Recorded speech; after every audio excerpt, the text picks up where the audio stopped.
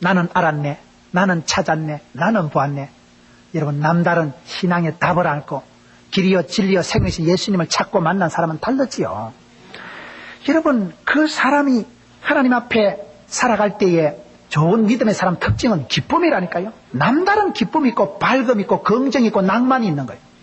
그 여러 가지 이유로 인해서 그 사람이 남다른 기쁨을 간직한 사람이 됩니다.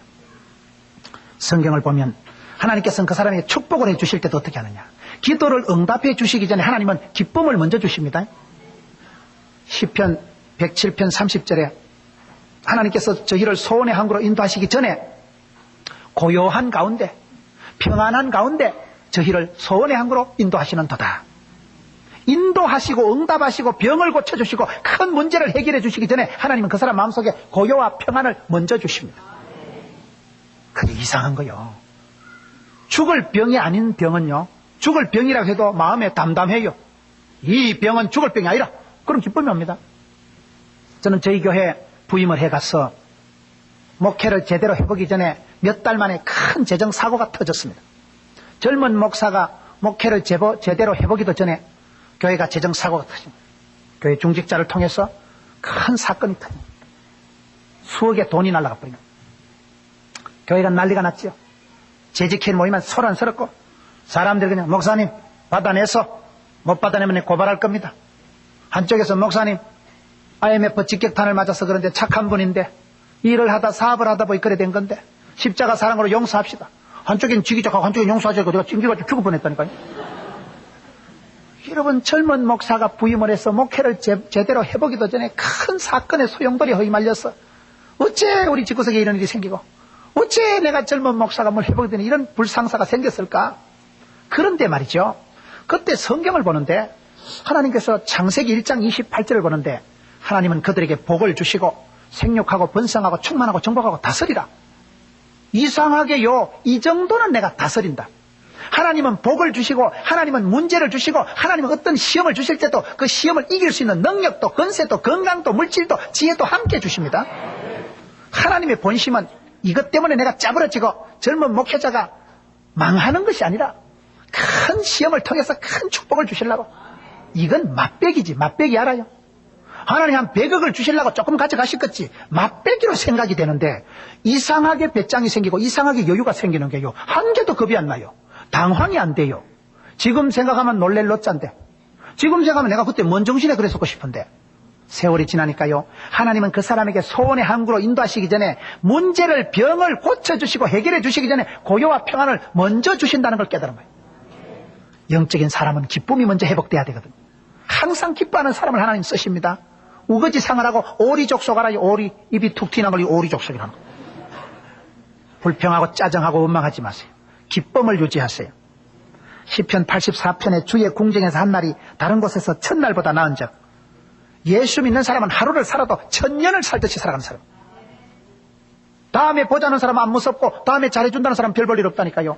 오늘 하루를 살아도 나는 하루지만 하나님 나라에는 하루가 천년이요, 천년이 하루입니다. 오늘을 내가 행복하고 감사하고 충만하게 살아야지. 다음이 어디 있어요? 다음에 오늘 얼굴을 펴요. 집에는 애로사항이 있을 때도 얼굴을 펴고 할렐루야 이렇게 살아면 내일은 내일 감당할 힘을 주십니다. 일용할 양식을 주십니다. 날마다 때마다 새롭게 하십니다. 예수 믿는 사람은 천국을 대망하고 천당을 바라보고 미래를 꿈꾸며 살아가지만은 가장 현실적이고 가장 경제적이고 지금 이 순간 오늘을 구원의 날로 은혜의 때로 지금이 회개할 때고 지금이 주님을 찾을 때고 지금을 천년을 살아가듯이 그렇게 살아갈 때다 이 말이에요. 예수 믿는 사람은 시간 관리가 다릅니다. 저는 저희 교인들이 수가 많아도 몇천 명 돼도 저는 제 자신의 마음을 유지하려고 애를 씁니다. 제가 은혜가 떨어지면, 제가 시험 들면 설교가 제대로 되겠어요? 사람들 말로 야 오늘 친다. 내 마음에 독이 있는데 약이 나오겠어요? 내 컨디션을 저는 베스트로 유지하려고 애를 씁니다. 누가 뭐라 하든지 하루를 천년같이 살자. 할렐루야. 누가 뭐라 했다 막 신바람 나게 막 그렇게 살아가야지. 괜히 말 한마디 듣고 시강해가지고 자빠져가지고 씩씩거리면 내만 손해요. 기도가 막히고 구원의 즐거움이 사라지면 죄책감, 패배감, 열등감, 수치감, 나는 왜 이렇게 쪼다 같을까? 그런 소리를 들으면 그만 기가 팍 죽어요. 저는 집사람한테 그런 얘기를 합니다. 모든 걸 나한테 맞춰라. 나한테. 애들 둘이 내가 사랑하지만 애들 신경 꺼라. 나한테 맞춰라. 나는 홀몸이 아니다. 수천 명의 영혼이 나한테 달려있다. 저는 그렇게 요구합니다. 나는 사랑하는 양떼를 위해서 당신 날 복을 채우지 마라. 당신 지금 내가 1시간 뒤에 강대상에 올라가는데 니 그런 소리 해서 되겠나? 니 죽을래 살래? 수천 명 교인의 이름으로 내 때려 죽이고 싶어요. 그만큼 여러분 설교자의 영성이 굉장히 맑고 고와야 돼요. 설교자의 영성이 앞에서는 장로님들 주일날 기도하실 때요. 그 기도 한 번을 위해서 일주일을 얼마나 신경을 씁니까? 저는 불교 가정에서 자랐습니다. 저희 집은 종갓집입니다. 제사 시사가 얼마나 많은지 모릅니다. 제삿날이 돌아오면요. 적어도 벌써 제사상을 그날 안 봅니다. 보름 전에 한 달 전에 가서 상을 보고 목욕 재개를 하고 제삿날이 다가오면 그 근처 임박해서는요. 말 조심해야 돼요. 말 한마디 잘못하다 불벼락이 떨어집니다. 이놈의 자식이 복 나갈라. 옛날 촌의 샤머니즘적인 어르신들이 얼마나 기복주의 사상이 강합니까? 말 한마디 잘못하면 복 나간다 이래가지고요. 제삿날 다가오면 부정탄다 이래가지고 얼마나 신경을 쓴다. 여러분 우리가 진리를 따라가고 거룩하신 하나님을 믿는 구별된 백성들이지만 사실은 우리가 불신자들보다 신경 안 씁니다. 불자들처럼 그렇게 목욕 제기하고 몸빼 입고 그렇게 신령과 진정으로 안 나가요. 얼렁덜렁 살아가고 생각도 말도 여러분 얼마나 그 사람들이 진지합니까? 타 종교를 얘기해서 미안하지만은 저는 어릴 때 그렇게 무섭게 자랐어요. 무섭게. 제삿날이 다가오면 말 한마디 잘못하다간 불호령이 떨어집니다. 여러분 우리가 신앙생활 할 때에 하루를 살아가도 그날 하루를 충분히 감사하고 충분히 감격하고 충분히 은혜가 충만하고 하루가 천년 같은데요. 하룻밤에 만리장성을 쌓는다는데요. 언제나 행복하게 살아요. 아주 베스트로 유지해야 돼요. 저는 스스로 그렇게 합니다. 그래서 제가 강대상에 올라갈 때 은혜가 충만해서 막 가슴에 기쁨이 샘솟듯하고 그러면요 설교가 술술 나오고 설교를 듣는 교인들도 느껴요. 그냥 얼굴만 봐도 참 김 목사 하나님 되게 좋아하는가 보다. 하나님도 김 목사 싸고 돈다 싸고 돌아 아예. 저래 좋을까? 거기 전도지 메시지지. 그게 여러분 설교지. 여러분 우리가 구원의 즐거움을 잃어버리면 무슨 소용이 있겠습니까? 전도서를 한번 읽어보세요. 솔로몬이 성경을 3권을 기록했습니다. 젊어서 술람미 여인과 사랑을 농밀한 사랑을 주고받을 때 연애 편지 같은 글을 주고받을 때 그것은 그런 육신에 속한 미러가 아니라 주 안에 있을 때 그리스도 안에 있을 때 그 비밀된 사랑이 그만큼 아기자기하다 이 말이죠. 그가 왕으로서 1000번제를 드리고 하나님 주신 지혜로 이스라엘 백성들을 통치할 때 잠언서를 기록합니다. 잠언서는 31장으로 되기 때문에 하루에 한 장씩 읽으면 사람이 지혜가 생겨요. 하나님 주신 지혜를 가지고 백성을 다스릴 때 잠언서를 기록했습니다. 그가 노년에 인생 부귀영화를 다 만끽하고 산전, 수전, 우주전, 공중전 다 겪고 난 뒤에 그가 노후에 기록한 것이 전도서입니다. 전도서의 주제가 뭡니까? 헛되다는 것입니다. 그러나 전도서의 진짜 주제는 헛되다는 게 아닙니다. 하나님을 떠난 것은 만사가 헛된 것이지만 하나님 안에 있으면 날마다 새로운 것입니다. 전도서의 핵심은 하나님을 경외하는 여자가 오히려 현숙하고 예쁘고 아름답지 인물 좋고 솜씨 있는 건 아무것도 아니에요. 몸짱, 얼짱이 아니라 영적인 배짱이 있어야 된다니까요. 하나님을 경외하는 그런 마음이 고운 사람. 경외한다는 것이 뭡니까? 하나님을 두려워하고 공경하고 사랑하는 그런 감정이 아우러져서 독특한 영적인 캐릭터를 형성하고 있는 그런 영성을 말합니다. 하나님을 경외하는 것이 지혜의 근본인데요. 하나님을 사랑하고 경외하고 공경하고 두려워하는 사람이 사람 앞에 잘 안 하겠어요? 자기 남편에게 자녀들에게 함부로 하지 않습니다. 여러분 전도서에 보면 사람이 해 아래서 수고하는 모든 수고와 마음에 애쓰는 것으로 소득이 무엇이랴? 일평생에 근심하며 수고하는 것이 슬픔뿐이라. 그 마음이 밤에도 쉬지 못하는 이것도 헛되도다. 사람이 먹고 마시고 수고하는 가운데서 심령으로 낙을 누리게 하는 것보다 나은 것이 없나니 내가 이것도 본즉 하나님이 손에서 나는 것이로다. 이 전도서 2장의 이 말씀이 무슨 내용입니까? 부귀영화 세상에 누려야 될 모든 것을 가장 많이 누린 사람 우리가 솔로몬이다 이렇게 얘기합니다. 그런 왕조차도 그 인생을 해고하면서 사람이 해 아래서 수고하는 게 먹고 아침 일찍 일어나서 밤늦게까지 애쓰고 노력하고 남는 게 없다는 거예요. 소득이 없다. 수고와 고통뿐이라는 거예요. 그러면서 자기가 경험상 얘기를 하는데 사람이 먹고 마시고 수고하는 가운데서 심령으로 낙을 누리게 하는 것보다 나은 것이 없나니. 심령의 낙을 누리는 낙, 즐거울 낙자. 심령의 낙을 누리는 게 최고다 이거죠. 여러분 구원의 즐거움을 회복하세요. 구원의 즐거움이 회복이 안 되면 다른 게 소용이 없습니다. 돈 좀 더 있어서 행복한 게 아니지 않습니까? 직책이 더 올라간다고 행복한 게 아니지 않습니까? 다윗이 지금 그걸 그리워하는 거예요. 즐거움에도 격이 있습니다. 무엇 때문에 희희낙낙하느냐? 그것에 따라 그 사람 인격의 차이가 납니다. 태폐향락도 주는 즐거움이 있겠지요. 세상에 즐거움이 없는 건 아닙니다. 예수 안 믿는 사람은 예수 믿는 사람은 야 너는 술도 안 마시고 무슨 재미로 살아가노? 담배 피우는 사람도 담배 꼬나 물고 한 모금씩 땡기면 뭐 있겠지. 제가 해보지는 않아도 여러분 뭐 있겠지. 재미가 없다고는 절대 말할 수가 없어요. 대체적으로 하지 말라는 건 다 재밌습니다. 죄 짓는 게 다 재밌어요. 그런데 뭐가 문제냐? 죄를 지으면 재미는 있다니까요. 그러나 그 재미는 반드시 뒷골 땡기는 일이 와요. 죄의 대가가 있어요. 죄의 값은 사망입니다. 재밌습니다. 재미가 없다고는 할 수가 없어요. 술 마시는 사람은 어차피 술 마십니다. 기분 좋아도 술 마시고 기분 나빠도 술 마시고 여러분 칭찬받고 좋아도 성진하고 축복받아도 술 마시고 열받아도 술 마십니다. 월요일 날은 원래 마시고 화요일 날은 화끈하게 마시고 수요일 날은 수월하게 마시고 목요일 날은 목이 터지라고 마시고 금요일 날은 금방 마시고 또 마시고 토요일 날은 토할 때까지 마시고 주일 날은 주사같이 마시고 그래 합니다. 그런데 예수 믿는 사람은 항상 기뻐하고 웃는데 월요일 날은 원래 웃고 화요일 날은 화사하게 웃고 수요일 날은 수수하게 웃고 목요일 날은 목청껏 웃고 금요일 날은 금방 웃고 또 웃고 토요일 날은 토실토실하게 웃고 주일 날은 일상적으로 늘 웃는 거요. 여러분 웃는 사람은 웃고 열받고 술 마시는 사람은 술 마십니다. 술을 마시면 술술 넘어가겠지. 술을 마시면 기분 삼삼하겠지. 그러나 아침에 새벽에 뒷골 땡기겠지. 저희 교회가 아주 유흥지역에 있습니다. 우리 딸이 영성이 깊은지라 우리 딸이 한 번씩 그 거리를 지나가면 아빠 거리가 이래가지고 되겠나? 전부 술집이고 휘황찬란하고 네온사인이 번쩍번쩍하니까 우리 딸이요 상당히 영성이 깊은 거예요. 아빠 동네가 이래가지고 되겠나? 안 되지. 새벽 기도를 가보면 그 유흥지역을 통과해서 교회를 가다 보니까 새벽에 나가보면요 밤새도록 술을 마신 것들이 전봇대에 무슨 카레라이스를 그렇게 해놔놓고 징그러워요. 술을 마신 것들의 작품 아니겠어요? 술을 마셨으면 곱게 마시고 너무 전봇대 앞에다 그래 카레라이스를 만들어 놔놓고 더러워 못 살겠어요. 술을 마시면 지는 수월한지 몰라도 남들에겐 고통을 준다 이 말이에요. 더럽고 불쾌한 게 술꾼들이에요. 여러분 세상에 재미가 있습니다. 재미가 없는 건 아닙니다. 그러나 재미의 격이 달라요. 왜 다윗이 구원의 즐거움을 회복시켜 달라고 한 줄 아세요? 세상 시시뻥뻥한 재미 쾌락을 아니다 이 말이에요.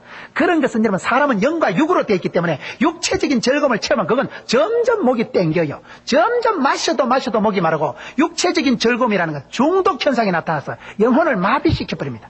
점점 자극적인 걸 원하기 때문에 육체적인 즐거움은 사람을 마모시킵니다. 정신을 중독시킵니다. 인생을 황폐하게 만듭니다. 세상의 즐거움과 구원의 즐거움이 왜 다르냐? 구원의 즐거움은 격이 달라요. 여러분 성경을 보면 하나님께서 우리에게 주신 즐거움은 구원의 영적인 즐거움이 따로 있다 이 말이에요. 영혼이 잘됨 같이 범사가 잘되고 강건한 법입니다. 영적인 즐거움이 뭡니까? 누가복음 17장에 보면 아주 재밌는 표현이 나옵니다. 누가복음 17장 17절에 70인이 기뻐 돌아와 가로되 주여 주의 이름으로 귀신들도 우리에게 항복하더이다. 예수께서 이르시되 사단이 하늘로서 번개같이 떨어지는 것을 내가 보았노라. 내가 너희에게 뱀과 전갈을 밟으며 원수의 모든 능력을 제할 권세를 주었으니 너희를 해할 자가 결단코 없으리라. 그러나 귀신들이 너희에게 항복하는 것으로 기뻐하지 말고 너희 이름이 하늘에 기록된 것으로 기뻐하라. 이게 무슨 얘기입니까? 제자들이 70인 전도대가 다녀왔어. 예수님요 예수님요 귀신들이 우리한테 항복하대요. 할렐루야. 얼마나 좋아요. 사단의 권세를 파고 귀신을 시엘이 밟아버리고 그런 권세를 주셨기 때문에 제자들이 가서 귀신을 대적하고 이기고 난 뒤에 너무너무 기뻐서 주님 앞에 와서 보고를 하니까 예수님 하시는 말씀이 그런데 귀신이 물러가는 건 단 거이고 귀신 물러가고 항복한 것 가지고 기뻐하지 말고 너희 이름이 하늘의 생명책에 기록된 것으로 기뻐해라. 이게 무슨 얘기입니까? 여러분 우리가 여러 가지 은혜를 기적을 체험할 수가 있습니다. 저처럼 대학 다닐 때 죽는다고 사형선고 받고 대수술을 하고 살아날 수도 있지요. 그러나 그런 것 가지고 기뻐하지 마라 이 말이에요. 왜 그렇습니까? 사람이 암병에 걸렸다 회복됐다 합시다. 암이 걸렸다 회복되는 사람이 100년을 더 살겠어요? 1000년을 더 살겠어요? 어떤 수술을 하고 어떤 회복이 되어도 그 사람이 절대로 100년 이상 못 삽니다. 제가 예언하노니 100년 이상 살 사람이 누가 있어요? 육체적인 잠시 잠깐의 그런 쾌락이나 회복이나 축복이나 영광은 유한하다 이 말이에요. 귀신이 물러가고 몸이 낫고 그런 것 가지고 기뻐하지 말고 너희 이름이 하늘에 기록된 영생의 복을 받은 구원의 즐거움을 즐거워하라. 그거는 수준이 다릅니다. 지금 내가 쭈쭈바 하나 얻어먹은 거하고 쭈쭈바 공장을 얻게 된 거하고 다르지요. 여러분, 우리가 이 땅에서 기뻐할 일들이 많습니다. 그러나 시시뻥뻥한 거 가지고 기뻐하지 마라. 시시뻥뻥한 거 가지고 목을 매지 마라. 구원의 즐거움이 왜 중요합니까? 주 예수를 믿어라. 그리하면 너와 너희 집이 구원을 얻는 것입니다. 사단 마귀는 죽이고 빼앗고 멸망시키려고 왔지만 예수님은 생명을 주시려고 오셨기 때문에 생명이 그냥 생명이고 영생의 복을 주신다 이 말이에요. 그게 구원의 즐거움입니다. 나는 이제 죽어도 살고 살아도 살고 나는 영생의 복을 받았기 때문에 사망아 너희 쏘는 것이 무엇이라. 우리의 즐거워하는 기준이 조금 다릅니다. 수준이 조금 다릅니다. 여기에 다윗이 그저 육체적인 감성적인 감각적인 즐거움이 아니라 의지적인 구원의 즐거움, 믿는 자에게는 하나님의 자녀가 되는 권세를 끌바를 주셨기 때문에 다르지요. 권세가 벌써 속에 들어있는 거죠. 권위가 다릅니다. 풍겨나는 권위가 있는 것입니다. 여기서 우리가 여러분 그냥 사소한 즐거움이 아닙니다. 사람이 그 마음 밑바닥에서 솟아나는 즐거움이 있을 때는 사람이 살아가는 게 다릅니다. 저는 제가 목회자가 된 게 감사한 것이 밤에 자다가 생각해도 포도원 교회 담임 목사 된 게 즐거워요. 자다 생각해도 내 같은 게 어째 이렇게 촛발 충만한 게, 이 무식한 게, 쪼다 같은 게, 어째 내 같은 게 포도원 교회 수천 성도들의 당회장 목사님이라니까요, 제가요. 그 사실을 신분을 밤에 자다 생각해도 일어나서 한참 웃다가 또 자요. 아이고 복도 많지 복도 많지. 어쩌다 내가 이런 복을 받았었고. 그러니 목회가 즐겁겠어요 안 즐겁겠어요? 그 설교 듣는 교인들이 행복하겠어요 설사하겠어요? 달라지. 구원의 즐거움을 유지하세요. 여러분 술 먹고 즐기다가 아침에 일어나서 속쓰리고 뒷골 땡기는 그런 즐거움 말고, 사람은 일복이 많은 것이 복이 많은 것인데 일을 잘하는 사람은 반드시 일을 즐겁게 합니다. 소년이라도 피곤하고 장정이라도 쓰러지고 자빠지되 여호와를 바라보는 사람은 독수리 날개침같이 비상하는 은혜가 있는 거예요. 펄떡거리고 날아올라가는 거예요. 문제를 즐기면서 문제를 해결하는 것입니다. 탕류와 급류 속에서도 펄떡거리는 물고기는 물살을 타고 즐기듯이 파도가 인생의 세파가 몰아치되 파도를 타고 파도를 즐기는 사람이 윈드서핑을 하는 사람이지, 오늘 파도가 세다 오늘은 못 나가겠다가 아닙니다. 파도가 오늘 하면 작품 나오겠다 야, 오늘 겁나게 허벌나게 오네 파도가. 그때 겁나게 파도를 타버리는 것입니다. 우리가 인생을 살아갈 때 하나님께서 우리에게 구원의 신바람을 주십니다. 구원의 즐거움이 회복되고 나면 못할 일이 없습니다. 사람이 사업을 하다가 큰 낭패를 보고 손해를 보게 되면 일에 대한 의욕이 사라지고 사람이 싫어지고 일에 대한 낙이 없어져 버린 거예요. 인생이 안 살고 싶어 버린 거예요. 그것이 가장 큰 손해입니다. 그럴 때 하나님께서는 그 사람에게 구원의 즐거움을 먼저 회복시켜 주기 때문에 다윗이 그걸 먼저 기도해요. 주여 구원의 즐거움을 회복시켜 주옵소서. 일을 해도 즐겁게 하셔야 돼요. 제가 의과대학 간호대학 교목을 할 때 제자 중에 한 명이 영국에 유학을 갔습니다. 그 자매가 영국에 유학을 가서 아르바이트를 하는데 애기들을 돌보는데 아르바이트를 한 거예요.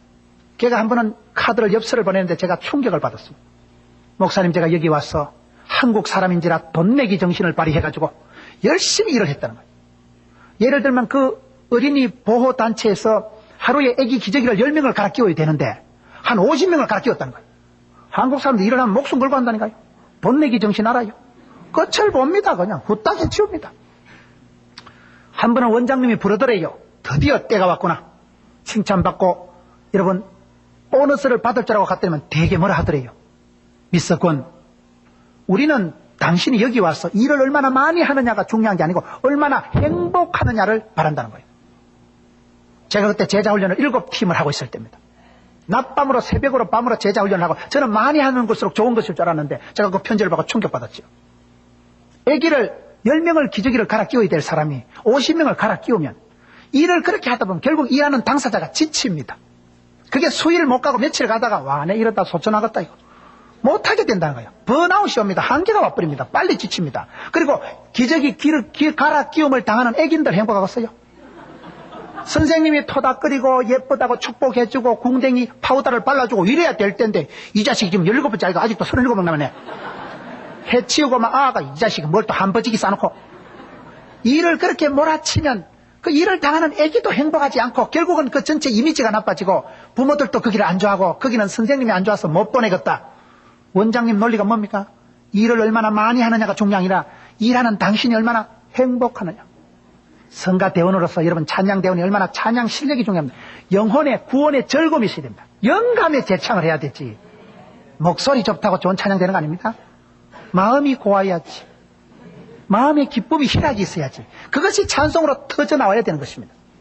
구원의 즐거움이 그렇게 중요하다 이 말이에요. 즐거운 사람은 다 잘합디다. 대구니까 삼성 라이온즈 이성엽 국민타자. 이성엽이가 홈런 칠 때 어금니 악물고 내올 홈런 한 방 못 가면 죽어버야지. 그래 안 합니다. 이성엽이는 여러분 몸이 아담하고 그렇지만 국민타자 홈런왕이 어떻게 합니까? 자연스러워요. 그냥 편안하게 빠따를 잡고 그냥 편안하게 풀 스윙을 하는데 딱 맞으면 휘떡 넘어갑니다. 왜요? 자연스럽거든. 왜? 편안하거든. 왜요? 그 마음에 자신감 있고 하나님 주신 은사를 따라 살아가는 사람은 자기가 타자에 어울리는 사람이고 타자에 자질이 있는 사람이기 때문에 뭐 서두르고 조급하고 깝치고 열받지 않습니다. 마음의 평상심을 유지하고 마음에 여러분 희락을 낙을 유지하는 사람이 일을 잘합니다. 오래 합니다. 효과가 있고 열매가 있고 뒤탈이 없습니다. 그렇기 때문에 우리가 살아가면서 어떤 복을 받아야 되느냐. 하나님께서는 사람을 죄가에서 건지실 때는 구원의 즐거움부터 회복시켜 주시는 것입니다.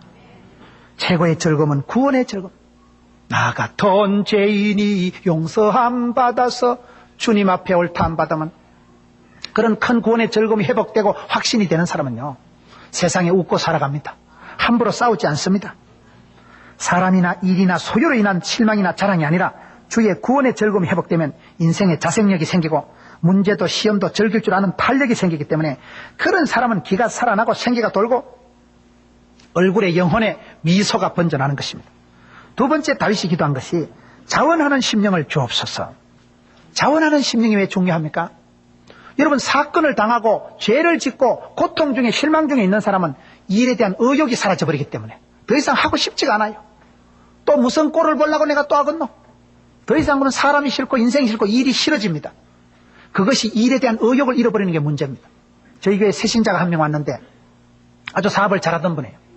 자갈치 시장에서 얼마나 사업을 잘하고 술집에 가서 그냥 가스나들 팁을 100만 원 싹싹 주고 그렇게 잘 나가던 사람인데 주 거래처 사장님이 자살을 해버린 거예요. 아닌 밤에 홍두깨라고 멀쩡하던 사업이 갑자기 기울어진 거예요. 주 거래처 사장님이 자살을 해버린데 어디서 돈을 회수를 합니까? 어디서 돈을 받습니까? 이 사람이 그 길로 그냥 낭패에 빠지고 그 많은 짐을 다 버리고 그 새신자 집에 신방을 가보니까 부산에 그런 비탈이 있었디다. 계단을 올라가는데 여자들은 같이 못 가겠더라고요. 얼마나 계단이 험하고 집에 들어갔는데 아들 둘이가 있는데 여러분 식사를 하려고 밥상을 펴면 2명은 서 있어야 돼요. 다 4명이 못 앉아 방에. 그렇게 잘 나가던 사장님이 그 사람이 얘기를 하는데 제가 2가지 인상적인 얘기. 하나는 뭐냐, 망하고 나니까 사업이 망하고 어려워서 집에 들어 누워서 가만히 TV나 보고 한 달, 2달만 그렇게 있으면 절대 재기 못한다는 거예요. 더 이상 일이 무섭고 세상이 무섭기 때문에 들어 누워 있으면 안 된다는 거예요. 반드시 일어나서 댕겨야 된다는 거예요. 2-3달 빈둥빈둥 들어 누워 있으면 세상이 무섭고 일이 겁이 나기 때문에 재기가 안 된다는 거예요. 힘들수록 일어나야 됩니다. 퍼지르고 있으면 큰일 나요. 영육간에 다 다운돼 버립니다. 두 번째는 뭐예요? 자기가 그냥 돌아다니는데 그럼 식사는 어찌합니까? 굶고 다닌대요. 한 번은 길을 가다가 옛날 친구를 만났는데 대충 사정 얘기를 듣더만 엄격거래 10,000원짜리를 하나 주더래요. 여러분 사장인 친구한테 길에서 10,000원짜리 하나 주면 빠말떼기 맞습니다. 나를 자식아 거지 취급하고 친구 오랜만에 만난 친구 10,000원짜리 하나 주면 욕합니다. 얼마나 결례가 되겠어요. 그런데 너무 어려우니까 10,000원짜리 하나 받아가지고 내 식구가 일주일을 먹고 살았대. 10,000원짜리 하나가 그래 귀중한 줄 난생 처음 알았대요. 술집 가서도 여자들한테 팁도 안 주던 10,000원인데 그 10,000원짜리 친구가요, 그 친구도 대단하지. 어떻게 10,000원을 줘요, 10,000원을. 그 10,000원짜리 하나 받아가지고 내 식구가 일주일 살았대요. 기가 막힌 얘기 아니겠어요? 지금 우리 시대가 그런 시대입니다. 의욕이 뚝 떨어져 버려요. 일이 무섭고 또 무슨 사기를 당할까, 또 무슨 저주를 덮었을까. 그런 시대를 살아가면서 제일 불쌍한 사람은 누구냐? 저는 사람들을 대할 때 제일 불쌍한 사람은 무엇을 해볼 생각이 없는 사람, 의욕이 없는 사람이 난 제일 문제라고 생각해요. 사람을 데리고 일을 한번 해보세요. 하려고 하는 마음이 있어야지. 하려고 하는 의욕이 마음이 없는 사람은 100번 가르쳐도 소용이 없습니다. CCTV 달아나고 몽둥이 들고 서 있어도 소용이 없어요. 여러분, 말을 끌고 강가에 갈 수는 있지만 물을 먹는 건 지가 먹는 거예요. 강제로 말을 끌고 가서 물을 못 먹입니다. 물은 자기가 먹는 거예요. 모든 일은 자기가 생각하고 판단하고 결정하고 자기가 행동하는 것이기 때문에 자원하는 심령을 달라는 게 뭡니까? 다시금 일이 보이게 해주시고 일에 대한 의욕이 생기게 해주시고 주님 내 마음속에 일에 대한 소원을 뿌리를 듯하게 해주셨어. 하고 싶어야 돼. 하고 싶어야 돼. 제일 무서운 사람이 하고집입니다. 하고제비 알아요? 하려고 하는 사람 그거 못 막습니다. 하고제비. 찬양 실력도 없으면서 콕 할렐루야를 앉으려고 하는 사람들이 있어요. 음을 다스리는 주제에. 그럼 옆에 앉아서 그냥 소리는 내지 마라. 입만 딱딱 벌리라. 하려고 하는 사람이 중요합니다. 하고제비를 못 막아요. 전도도 잘하는 사람은 약간 하고제비입니다. 원리를 방식을 다 알아서 잘하는 게 아니더라고요. 하려고 하면 돼요. 저는 제가 개인적으로 만든 말이 고사성어도 아닌 게 수고도 아닌 게 업중도라는 게 있어요. 한문을 배울 때부터 저 혼자 그냥 깨달은 게 일업자 가운데 중자 길도자를 써서 일은 하다 보면 도사가 된다. 일은 하다 보면 길이 보인다. 말이 되잖아요. 일업자 쓰는 저는 업중도라는 말을 저 혼자 자주 씁니다. 도사가 박사가 어디 있습니까? 하다 보면 노하우가 생깁니다. 실패를 해도 하다 보면 됩니다. 여러분, 성공하는 사람은 실패하지 않아서 성공하는 사람이 아닙니다. 포기하지 않아서 성공하는 거예요. 오늘 낮에 아들 낳는 비결이 뭐라고 했어요? 낳을 때까지 낳는 거예요. 계속 낳는 거예요. 그냥. 포기하지 않는 기도가 중요하듯이 일을 시켜보면 여러분 아랫 사람들을 데리고 있는 사람들 한번 대해보세요. 자기가 하려고 하는 사람이 소중합니다. 그걸요 잔소리를 훈시를 가이드라인을 30분씩 발표를 해봐요. 띵하게 앉아있는데 사장님 훈시 끝나면 따로 노는데 환장합니다. 하려고 하는 마음 그것이 어디서 나옵니까? 하나님께서 자원하는 마음을 주셔야 가슴에 소원이 뿌리를 듯이 일어나야 되는 거예요. 그게 중요합니다. 일을 가르치는 것보다도 일을 하려고 하는 의욕이 더 중요하더라고요. 의욕이 있는 사람 지가 배워가면서 합니다. 실패를 해도 하고 창피해도 하고 안 되어도 하고 그렇게 애를 쓰고 애를 쓰면 애가 나온다니까요. 제일 무서운 사람은 하고집입니다. 원래 정신없는 게 배 끌고 일본까지 간다니까요. 정신 있는 건 동촌 앞바다 가다가 요 배를 타다가 무서워라 집에 옵니다. 정신없는 건 배를 타고 계속 가다가 엄매 여기가 어디요? 어디는 어디요? 시몬의 새끼지. 가다 보면 가는 거예요. 여러분 정신없는 게 산에 가서 곰 잡는다는 말이 있습니다. 미친놈이 곰을 잡아요. 정신 멀쩡한 건 산에 안 올라가요. 미친놈은 올라가서 눈에 비능이 없으니까 토끼도 잡고 노루도 잡고 뭐 이것저것 두드리 잡던 곰도 때리 잡아버리는 거예요. 하고제비가 무섭다니까요. 영적인 사람은 신앙이 회복될 때 하나님께서 담력을 주시는데 일에 대한 열정을 회복시켜 주십니다. 일이 눈에 들어와요. 하고 싶고 땡기고 소원을 두고 행하신 하나님.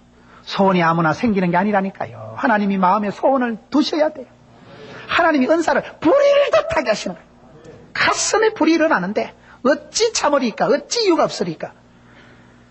자원하는 심령 그것 하나님이 주시는 것이기 때문에 여러분 우리가 하나님께 말씀을 들을 때 믿음은 들음으로 들음은 말씀으로 말씀은 집회를 통해서 말씀을 주시면 하나님의 말씀이 살아온 동력이 있기 때문에 그 말씀이 인격의 아다리가 되어서 부닥쳐서 작동을 발동을 시작하면 그것이 동력이 걸리는 겁니다. 사람이 달라지는 거예요. 내가 그냥 멍하게 있다가 예배에 참석하고 신령과 진정으로 주님 앞에 나아갔고 말씀을 듣다가 귀가 열립니다. 말씀을 듣다가 눈이 열립니다. 말씀을 듣다가 소원이 생깁니다. 어느 날 불현듯 내가 그런 일을 해봐야 되겠다. 그건 하나님 주신 소원입니다. 하나님이 시작하신 일은 하나님이 끝장을 보십니다. 내가 욕심낸 건 허무한 것이지만 하나님이 심어주신 소원은 이상해요. 창피해도 해야 되고 돈이 안 돼도 해야 되고 몸이 아파도 해야 되고 실력이 짜쳐도 합니다. 하나님이 시작하신 하나님 주신 소원은 막 불일듯이 일어나는데 다윗이 골리앗 앞에 나갈 때 실력, 처지, 능력하고 상관없다니까요. 밀어붙이십니다. 하나님. 약간 하고제비가 돼버리는 거예요. 그래서 우리가 자원하는 마음, 자발적인 것, 자생력이 중요합니다. 자원하는 마음이 아니고 억지로 하면 질려버려서 못합니다. 교회 봉사를 해도 그렇습니다. 제가 어디 집회 갔더니 목사님 그런 얘기를 하더라고요. 그 여전도사님 두 분을 비교를 하면서 얘기하는데 한 여전도사님은 지혜롭고 한 여전도사님은 조금 고지식하대요. 지혜로운 여전도사님은 어떻게 하냐. 예를 들면 아이가 운동회를 한다. 아이가 그날 운동회를 하거나 이러면 엄마가 운동회를 가야 되는데 그날따라 교회에 간단한 모임이 있는 거예요. 엄마가 아이 운동회를 따라갈 것인가 교회를 갈 것인가 고민할 때 무식한 고지식한 여전사님은 사바세계 일이 중요하냐? 그 뭐 소풍 가고 체육대하고 뭐 놀이하는 거 맨날 하는 건데 무시하고 교회에 온나? 그래가지고 윽박을 질러가지고 그 부인 집사를 공포 분위기를 조성해가지고 교회로 오게 한다는 거예요. 그럼 온대요. 착한 집사님이 또 전도사님 말을 거역하셔서 온지만은 그래 오면 기쁨이 없기 때문에 점점 일이 멀어진다는 거예요. 저 전도사님 말 계속 듣다간 집구석 적살 나갔다 했죠. 그래가지고 일에 즐거움이 없어지고 봉사에 기쁨이 없어지고 자원하는 마음이 없어지기 때문에 그때부터 눈치 보는 전도사님 또 뭐 일시계 씹어서 설설 피한다는 거예요. 반대로 지혜로운 분은 판단을 해서 그 얘기를 들어보고 그러면 얼른 학교 갔다가 집사님만 늦게라도 어서 오늘은만 빼드릴 테니까 그렇게 하면 그게 고마워진다는 거예요. 지혜가 있어야 된다고 일을 할 때도 자원하는 마음을 유지시켜야지 일이 질려버리고 부담이 돼버리면 절대로 오래 못합니다. 그때부터는 도망치고 설설 피하는데요. 하나님은 은혜를 주실 때 나를 변화시키시고 내게 담력을 주시고 내 마음을 고쳐서 일에 대한 사람에 대한 시각을 바꾸어 주신다는 겁니다. 일이 하고 싶어지고 일이 보이게 됩니다. 그래서 하나님이 여러분이 범죄하고 실패한 다윗에게 구원의 즐거움을 회복시켜 주실 뿐만 아니라 자원하는 심령을 달라고 기도할 때 이 기도가 왜 중요하냐? 사람이 지가 하고 싶어야지. 남이 시켜서 얼마나 하겠어요. 찬양을 좋아하는 사람은요 찬양을 즐깁니다. 밥을 안 먹어도 찬양하는 게 즐겁고 여기 앉아있는 것보다는 찬양대석에 앉아있는 게 좋고 그렇게 되는 거예요. 찬양이 좋으니까. 자기가 좋아서 하는 사람 아무도 못 말려요. 영적인 일은 자원하는 자가 돼야 됩니다. 이왕 할 것 같으면 지금 하고 누구든지 해야 될 것 같으면 내가 하고 어차피 할 것 같으면 빤듯하게 하고 그런 하려고 하는 마음이 있을 때 그 중심이 이쁘기 때문에 그 사람은 실수를 해도 재활용이 되고 실패를 해도 재생이 되고 소생이 된다는 겁니다. 우리가 일을 열심히 자원해서 빨리 하는 게 왜 중요하냐? 실패하면 다시 할 수 있는 기회가 남아있다는 거예요. 게으르고 악한 사람은 때가 차면 다시 할 수 있는 기회가 찬스가 없어지기 때문에 그게 위험한 겁니다. 자원하는 마음이 그렇게 중요합니다. 하나님께서 억지로 요나를 니느웨에 가서 복음을 전하할 때 못 갔잖아요. 억지로 못 가요. 그 강박한 니느웨 백성들을 어떻게 복음화시킵니까? 어떻게 전도합니까? 하나님은 니느웨 백성들을 변화시키는 것보다 한 사람 요나를 변화시키는 게 훨씬 힘들었어요. 역사상 아수르 족속이 아주 잔인했습니다. 사람을 말뚝에 박아 죽이고 껍질을 벗기고 임금을 죽여서 목을 잘라가지고 임금의 아들 왕자의 목에 아버지 목을 걸어서 걸게 하고 아주 잔혹한 백성들이 아수르 족속이었습니다. 그래서 요나 시대에 니느웨 아수르 수도 니느웨에 가서 복음을 전할 때 요나가 그게 쉽게 동의가 안 되는 거예요. 그것들은 천벌을 받아야 될 것이지 가고 싶은 마음이 없는 거예요. 하고 싶은 의욕이 안 생기는 거예요. 하나님 어떻게 역사를 이루어 가십니까? 그 니느웨 악독한 도성에 12만여 만이 되는 그런 많은 사람을 변화시키는 게 아니고 하나님 요나 한 사람을 바꾸어서 그의 입에서 고백이 나오게 하는 것입니다. 요나가 피해서 도망을 가고 다시스로 가서 여러분 요나가 배 밑창에 가서 잠을 잘 때 어떤 현상이 생깁니까? 사명자가 자원하는 심령을 잃어버리고 사명자가 도망하고 뺀질거리고 엉뚱한 짓을 하면 괜히 옆에 있는 사람들이 피해를 봅니다. 왜 탄 선원들이 잘못한 게 뭐였어요? 선원들이 요나 때문에 그런 줄도 모르고 물건을 내다버리고 기계를 내다버리고 아까운 거 다 내다버려도 광풍이 잠잠하지 않습니다. 사명자가 내가 사명의 길을 자원해서 감당을 안 하면요 가족이 아들이 피해를 보고 하나님은 외곽을 치십니다. 반드시 나를 반드시 치자고 외곽을 둘러서 치십니다. 그거 말귀를 못 알아들으면 바로 왕처럼요 장남 죽어나가는 꼴을 봅니다. 미련한 자면 끝까지 비참한 꼴을 봅니다. 하나님 외곽을 치시는데 사명자 요나를 변화시키는 게 너무나 힘드니까 말귀를 못 알아듣고 자기가 자원하지 않으니까 도망을 치고 숨어 있을 때 선원들이 고통을 치르다가 나중에 요나가 말합니다. 나를 들어 바다에 던지소서. 자기 입으로 그 고백을 하고 나를 들어 바다에 던질 때 그 파도가 잔잔해집니다. 그래서 물고기 뱃속에서 태계하고 통해하고 변화된 요나가 니느웨 도성에 가서 한 번에 니느웨 도성을 변화시킵니다. 하나님은 나를 원하시고 내게 자원하는 마음을 원하십니다. 억지로 하지 마세요. 언제라도 내가 먼저 하고 자원하고 언젠가 해야 되는 거라면 지금 하고 누군가 해야 될 것이라면 내가 하고 이왕 할 것이면 잘하라 이 말이에요. 그런 의욕을 가지고 살아가야 됩니다. 믿음의 사람은 그런 사람이다. 샘물 같은 마음, 마음이 솟아나고 막 샘솟듯이 불일 듯이 일어날 때 샘물의 장점이 뭘까요? 저는 샘물을 생각할 때 저수지와 샘물의 차이가 뭐냐? 저수지는 아무리 넓은데 물이 많이 있어도요, 저수지는 물을 가다 놓으면 썩습니다. 저수지는 밑에 깔리고 중금속이 노폐물이 쌓이고 저수지는 냄새가 나고 썩어버립니다. 물이 갇혀 있으니까. 샘물은 아무리 작아도 낙엽이 떨어져서 샘구멍이 틀어막힌 것 같아도 샘물의 장점은 퐁퐁퐁 샘솟던 물이 솟아나기 때문에 더러운 것은 흘러가는 거예요. 샘물은 자기 정화 능력, 자기 재생 능력을 갖춘 게 샘물입니다. 내가 자원하는 심령이 없으면 못 살아요. 자원하는 심령, 자원하는 게 아니면 그건 은혜가, 사역이, 섬김이, 찬양이 아닙니다. 눈도장 찍으려고 하는 게 몇 번 하겠어요? 인기관리 위해서 하는 게 체면치료 하는 게 얼마나 하겠어요?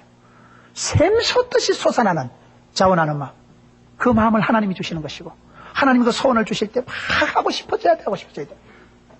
교회 봉사도 자원하는 마음을 하세요. 주의 일을 자원하는 마음을 하세요.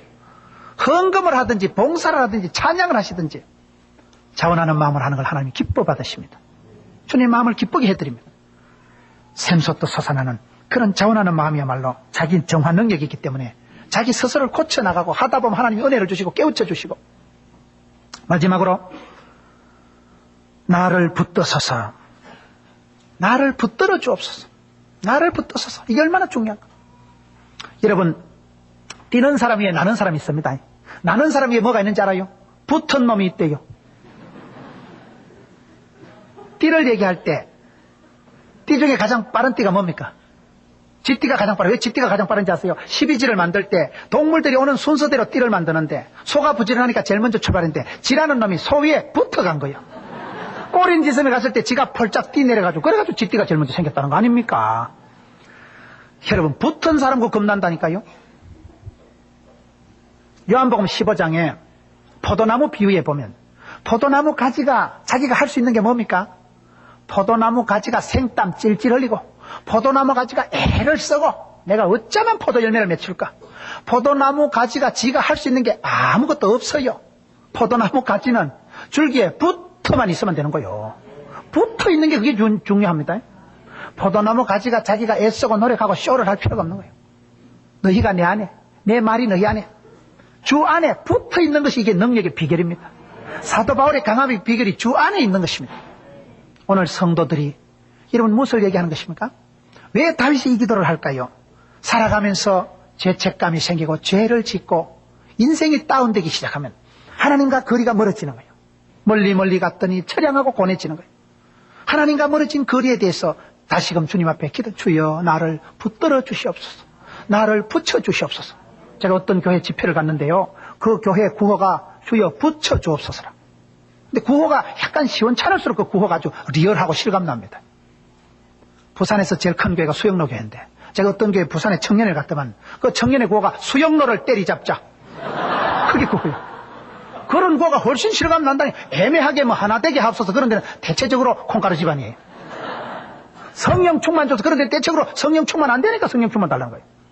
구호를 눈에 보이게 실감나게 그래 수영로를 때리잡자. 그게 낫다니까요. 그 교회가 소문다니까 부산에서 청년들이 두 번째 모인다는 거예요. 왜요? 수영로를 따라잡는 게 꿈이고 목표니까 분명하잖아요. 그 교회는 주변에 교회가 많은데 옆에 제일 가까운 교회 중에 제일 크고 부흥되는 교회를 처음에 지정한 거예요. 주여 금년도는 서부교회를 때려잡자. 그래서 서부교회를 이거는 그 다음에 주여 남부교회를 때려잡자. 주여 북부교회를 때려잡자. 그렇게 나가더라고요. 주변에는 교회들을 모델로 삼아서 저 교회가 숫자가 우리보다 얼마가 많다, 저 교회가 우리보다 찬양이 뜨겁다, 그걸 목표로 한 해 한 해 가니까 계속 눈에 보이는 목표를 따라가서 수영로를 따라잡자. 두 번째 모인다 그러더라고요. 부른간에 안 따라잡을지 모르겠어요. 여러분, 구호를 그 교회가 1년 표를 주여 나를 붙여주옵소서. 세 가지를 붙여달라고 기도한대요. 세 가지가 뭐냐? 하나님과 멀어진 이 관계, 여호와를 가까이 하면 내게 복이라고 했는데 하나님과 멀어지면 그때부터 모든 문제가 생기잖아요. 그래서 하나님과 멀어진 관계를 주여 붙여주옵소서. 돈 구경 못한 지가 오래됐는데 100만 원짜리 1000만 원짜리 수표 구경 못한 지가 오래됐는데 하나님요, 수표 좀 돈 좀 붙여주옵소서. 집안이 요즘 좀 썰렁한데 부부관계 멀어진 관계, 집 나간 아들, 마음이 멀어진 딸의 마음을 붙여주옵소서. 얼마나 좋은 구호예요. 저는 그 구호가 너무너무 은혜스러워가지고 저희 교회 송구 영신예배 때 설교 제목을 주여 붙여주옵소서. 금년 한 해 동안 하나님하고 쫄깃쫄깃하게 붙여 주옵소서. 금년 한 해 동안 돈도 물질도 권세도 영광도 건강도 붙여 주옵소서. 금년 한 해 동안 집구석이 찰떡같이 찰싹찰싹 붙여 주옵소서. 얼마나 좋아요. 주님 나를 붙들어 주시옵소서. 전능하신 주님 오른팔로 나를 꽉 잡아 주시옵소서. 사도 바울의 고백을 보세요. 그렇게 환난과 핍박을 당한 사도 바울이지만 이제 나는 심령의 메인바 되어서 예루살렘으로 간다. 환난과 핍박이 기다리도 나는 간다. 못 먹어도 거다. 하나님께서 내 심령을 꽉 붙잡아 주시는데, 전능하신 하나님께서, 성령 하나님께서 내 마음을 묶어서 메어서 꽉 붙들어 주시니까 하나님 앞에 꽉 잡힐 때가 최고 자유롭고 평안한 때입니다. 전능하신 주님께서, 성령 하나님께서 내 심령을 꽉 붙잡으시니까 이제 나는 심령의 메인바 되어서 예루살렘으로 간다. 환난과 핍박이 기다리도 나는 간다. 가난한 데나 부한 데나 일체의 비결을 배웠느라 감당치 못할 시험은 없나니 피할 길을 주신다. 내게 능력 주자. 내가 모든 것을 할 수 있느니라. 할 수 있거든요. 무슨 말입니까? 능치 못함이 없는 것입니다. 하나님이 의롭다 하시는데 누가 정죄하리요? 하나님이 사랑하시고 싸고 도는데 누가 끊으리요 막으리요? 사방으로 오게 싸도 쌓이지 않고 세상이 감당할 수 없는 사람이 되고, 어떻게 그렇게 살아갑니까? 성령 하나님이 붙들어 주시니까, 심령이 꽉 붙들림 받으니까 주님 앞에 붙잡힌 사람이 자유자입니다. 세상에 굴하지 않습니다. 사람 눈치 보지 않습니다. 하나님 나를 붙들어 주시옵소서. 하나님하고 거리가 멀어져가지고 하나님과 내 사이에 이상한 게 끼어들어가지고, 그래서 내가 영적으로 둔감하게 되고 각양 좋은 은사와 온전한 선물이 위로부터 빛들이 아버지께서 내려와야 되는데 이상한 것이 내려와가지고, 하나님과 여러분 가까이 하는 게 내게 복입니다. 여호와를 가까이 할수록 내가 수지 맞습니다. 신앙생활 해보면 그렇습니다. 내가 하나님을 떠난 것이지 하나님이 나를 떠난 게 아니에요. 기차를 타고 가면, 여러분 버스를 타고 가면 전봇대가 뒤로 휙휙 지나가잖아요. 가로수가 휙휙 지나가잖아요. 그러나 사실은 가로수가 지나가는 거예요? 지가 지나가는 거예요? 와, 전봇대 빨리 지나간다. 와, 5개째다. 전봇대는 그 자리에 서 있어요. 지가 차를 타고 지나가지. 우리가 신앙생활하면 그렇습니다. 하나님 왜 나를 안 도와주시고 말이지. 하나님 내게 뭐 해주신 얘기. 지가 떠나놓고 지가 멀리 도망가 놓고는 하나님 보고 몰리고, 하나님은 어제나 오늘이나 동일하시고 거기 계시고 앞서 행하시고, 내가 어디에 자리를 펼지라도 하나님 바다 끝에 골방에 어디라도 거기 계신 하나님이신데, 주여 나와 하나님과의 관계를 붙여주시옵소서. 멀어진 신앙의 관계를 붙여주시옵소서. 내 심령을 꽉 잡아주시옵소서. 그래 기도를 하셔야 된다 이 말이에요. 사도행전 11장 23절에 바나바가 안디옥에 가서 모든 사람에게 권하는 것이 주께 붙어 있어라. 여러분, 무엇이 될 때는 하나님께서 마치 지남철에 뭐가 들러붙듯이 점점 더해주시는 역사가 있기 때문에, 하나님께서 붙드시면 되기 때문에 하나님 앞에서 우리가 기도할 때 주여 내게 붙여주옵소서. 나를 하나님께 가까이 붙여주시고, 물질을 권능을 붙여주시고, 권능의 오른팔로 나를 꽉 잡아주셨어. 주의 친절한 팔에 안기며, 여러분 주님 손에 꽉 잡힐 때 사명자가 되고, 그때 문제가 해결되고 그때 새로워지는 것입니다. 오늘 다윗이 비록 짧은 기도지만은 3가지 기도를 주여 회복시켜 주옵소서. 구원의 즐거움은 회복시켜 주시고, 불의를 뜻하는 샘솟 뜻하는 자원하는 마음도 회복시켜 주옵시고, 하나님 앞에서 죄를 짓고 멀어진 내 영혼을 붙들어 주셔서 회복시켜 주시고, 이와 같은 역사가 있는 여러분 되시기를 축원합니다.